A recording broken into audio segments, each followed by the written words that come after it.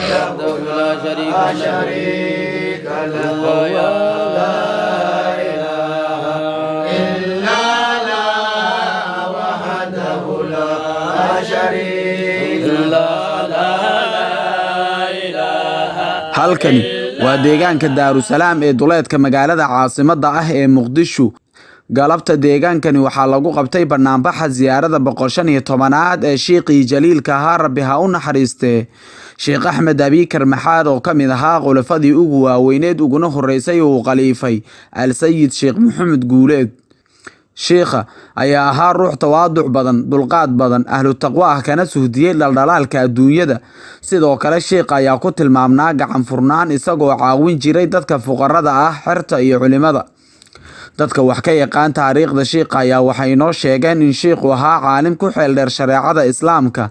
iyadoona ay ka aflixeen boqolaal xir ah. haddaba barnaamijka galabta oo lagu qabtay markaska weyn ee Sheekh Maxamed Sheekh Saalax ayaa waxaa ka soo qayb galay qaybaha kala duwan ee duruqa suufiya sida dariiqada Axmediya, dariiqada Qaadiriya, iyagoo oogay xalqooyin dikri Allah oo thawaabta ka soo xashisaa loo niyeystay sheekha.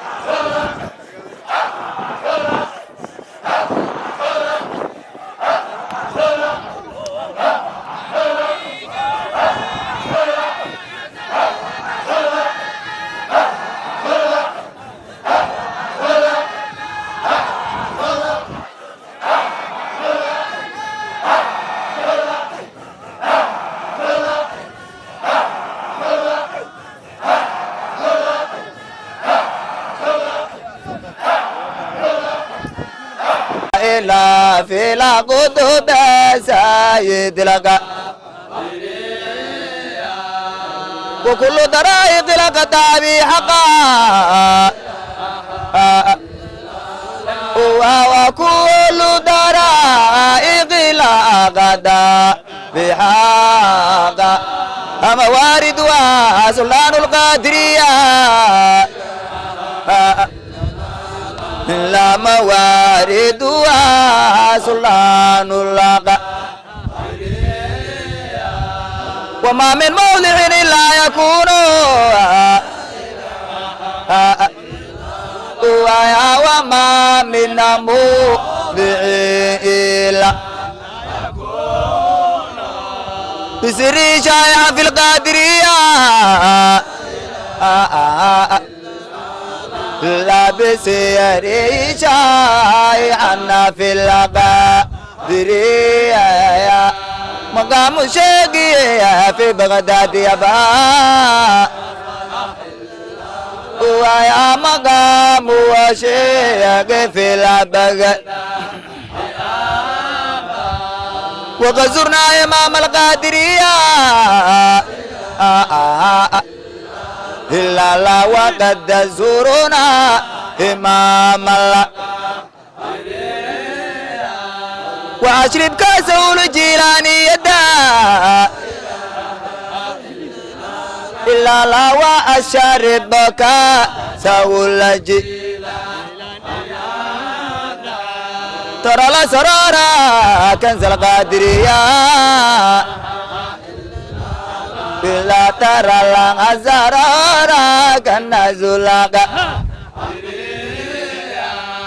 وتخرج من غبايا الحديث رعا إلا لا وتخرج من غبايا الحديث بمحي الدين يا باز القادرية إلا لا بمحي الدين باز القادرية وشمر بلا ذكارية صباحا ومساء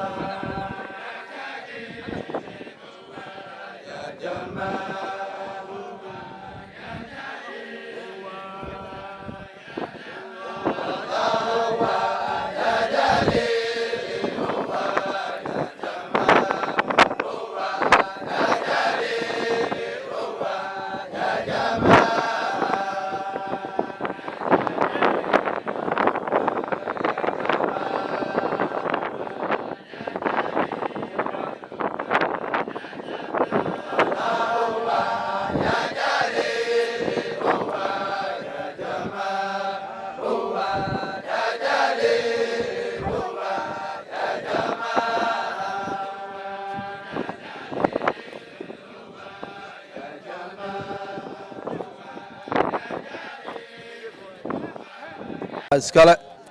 galabta naasuka ay keenay bismillah alhamdulillah rabbil alamin wassalatu wassalamu ala ashrafil mursalin sayyidina muhammadin sallallahu alayhi wa sallam ajma'in wa ba'da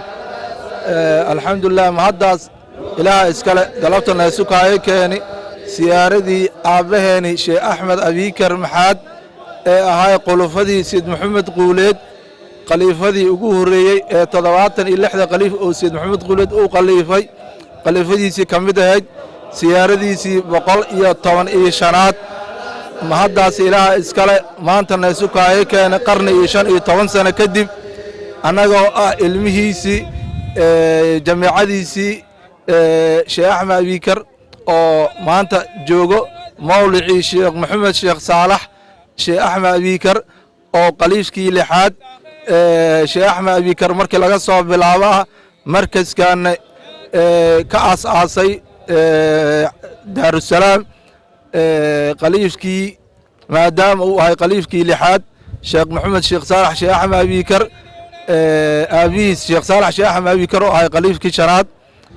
markii laga soo bilaabo Sheekh Axmed Abikar khaliifkii labaad Sheekh Maxamed Nuur Sheekh Axmed Abikar ahay khaliifkii saddexaad Xaaji Cabdikariin Sheekh Axmed Abikar ahay khaliifkii afraad Cabdicasiis Sheekh Axmed Abikar khaliifkii shanaad Sheekh Saalax Sheekh Axmed Abikar ahay khaliifka saaxiibul waqtiga ee maanta ziyaaradan quruxda badan leh u sameeyay abuuna Sheekh Axmed Abikar 115 ziyaaradii Sheekh Axmed Abikar iskale maanta maamuuskan uu ku sameeyey. والصلاة والسلام على أشرف الأنبياء والمرسلين سيدنا محمد وعلى آله وصحبه وسلم أجمعين. أما بعد أحبابتي سادات كان جعلنا هاي مانتا سداد أجيدين وحان جوغنا زيارة وينيد شيخينا شيخ أحمد أبي كر أو شيخ وين أو جليل إن كبضا زيارة وحيس عطا مدي بقول طبعا إشانات كدعوس حافظان أو دار السلام لو يقانو gaar ahaan xaafadda Doogle ziyaaradaas oo midii 115 ah ayaa halkan ka dhacday waxaana ka soo qayb galay mashaayikh iyo xir aad u fara badan taas oo ka kala imaaday jihooyinka Soomaaliya xirtaas isugu jirta Ahmadiya iyo Qaadiriya ayaa ka soo qayb galeen ziyaartana waxay soo bilaabatay isbuuc ka hor ayay socotay qidmooyinkii iyo mataan quraan akhriskii ayaa socday shalay ilaa xalay subax ayaa socdeen maantana sidaad u jeedin mataqaanaa sheekh banaan baxyaal ayaa socda